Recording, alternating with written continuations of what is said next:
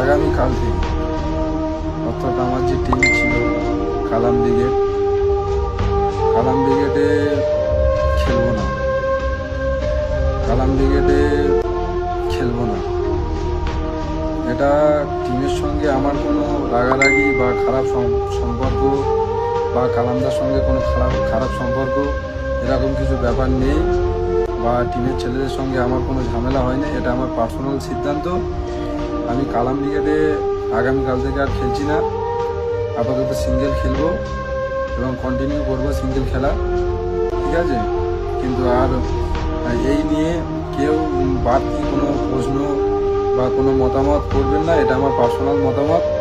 আমি নিজে থেকেই খেলতে চাচ্ছি না। টিমের কোনো ছেলের সঙ্গে আমার কোনো ঝামেলা বা কোনো খারাপ সম্পর্ক সেরকম কিছু হয়নি। এটা আমার পার্সোনাল একদম নিজের সিদ্ধান্ত, ঠিক আছে? আর